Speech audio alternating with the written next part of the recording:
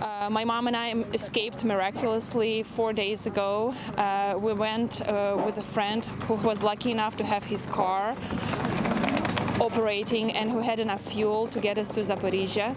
And we went through 18 checkpoints, 2 Ukrainian and 16 of the invaders. It was very dangerous. We know that a convoy of private cars, just like ours, was shelled by the Russians just 2 days before we went. But the situation in Mariupol is just so dire that we needed to get out, so we took a shot, and now we're in Poland.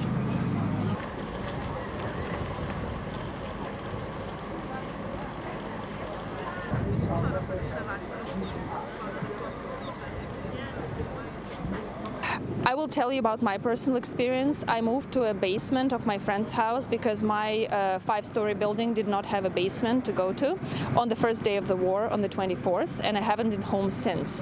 And yesterday I found out I don't have a home to go back to because it was bombed and it collapsed. My dad is missing. I had the last communication with him on the 27th.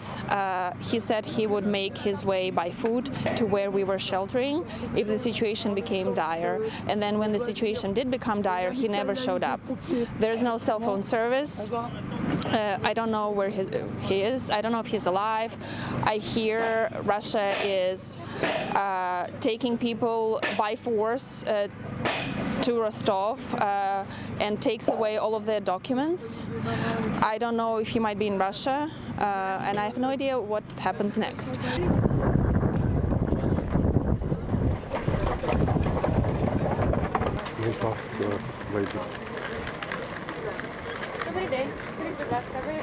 People live in basements. There is no gas, no electricity, no heating, no cell phone service. We melt snow to have at least something to drink. We cook on open fires under shelling and bombs, just because if you don't, you will have nothing to eat.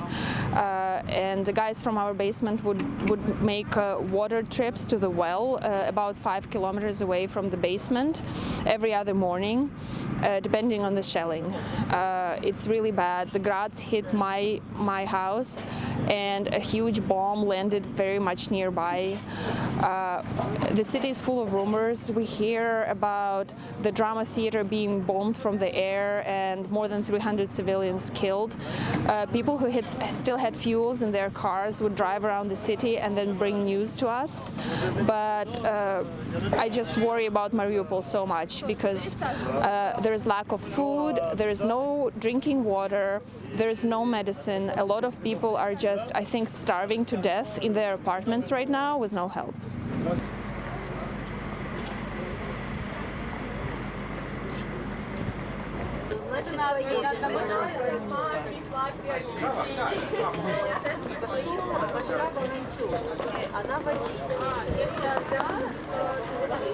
The situation in Mariupol is just horrific. It's a humanitarian crisis. It's a mass murder that's happening at the hands of the Russians. The estimated number, I think, is very low of civilians that are trapped in the city. The official number is about 100,000 to 200,000. I think it's closer to 300,000.